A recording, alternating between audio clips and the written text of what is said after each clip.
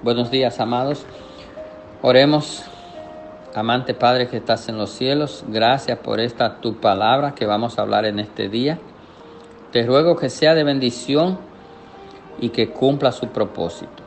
Gracias en Cristo Jesús. Amén. El versículo 25 de Hebreos capítulo 9 dice: y no para ofrecerse muchas veces, como entra el sumo sacerdote en el lugar santísimo cada año, con sangre ajena.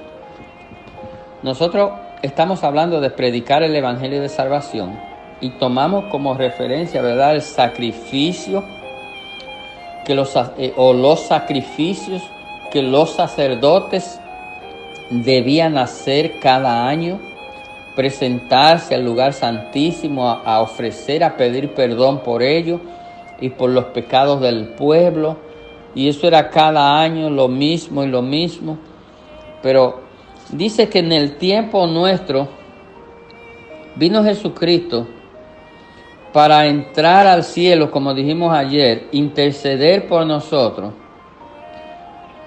Jesucristo padeció lo que padeció, pero lo padeció una sola vez, es decir, en un solo tiempo, porque Jesucristo fue a un juicio y los que son abogados y leen los hechos y analizan lo que aconteció y cómo aconteció, saben que fue un juicio falso, testigos falsos, pruebas falsas, que Jesucristo fue inocente, que no había manera de condenarlo.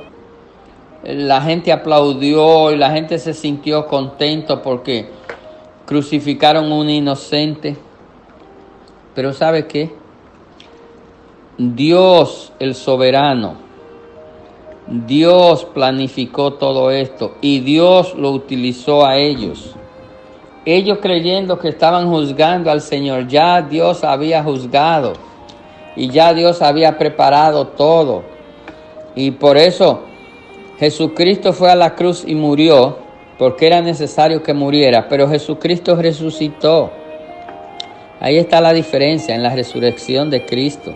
Jesucristo resucitó.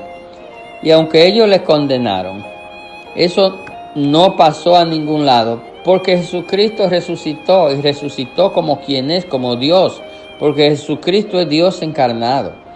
Y Jesucristo tuvo el poder porque Dios lo levantó y por eso Él no tuvo que presentarse muchas veces en el lugar santísimo como los sacerdotes, pero además los sacerdotes presentaban sangre ajena.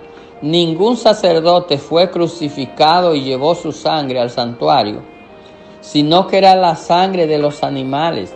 Pero Jesucristo, a diferencia de ellos, porque recordemos que la sangre de Jesucristo fue diferente a la sangre de los animales, porque la sangre de los animales era un simbolismo, era una representación.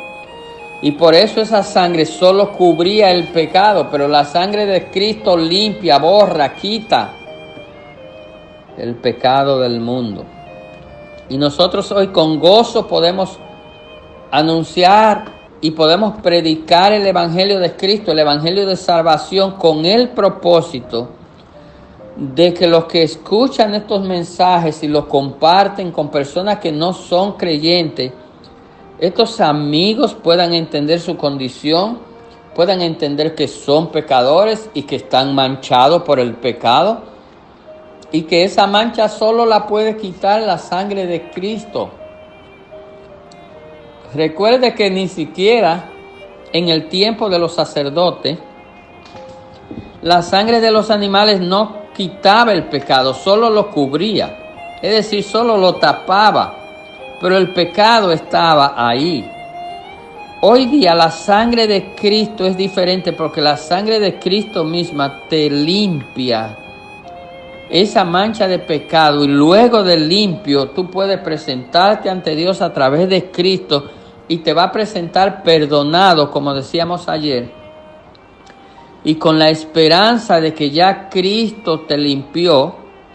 Y lo maravilloso de la sangre de Cristo es que todavía ahora mismo nos sigue limpiando. Increíble, esto no hay manera de creerlo, ¿verdad? Usted diría, pero así es. La sangre de Cristo nos limpia todavía de nuestros pecados. Y aún nosotros los que somos creyentes, cuando faltamos, cuando fallamos, porque nosotros también fallamos y podemos fallar. Pero la diferencia está que nosotros reconocemos que fallamos. Y nosotros podemos pedir perdón sabiendo que el Señor Jesucristo nos ha prometido que Él perdonó nuestros pecados. Esto no nos manda a pecar, pero sí nos anima que si pecáramos, como dice la Biblia, abogados tenemos. Porque la sangre de Cristo el justo nos limpia de pecado. El Señor Jesucristo te perdona y se olvida.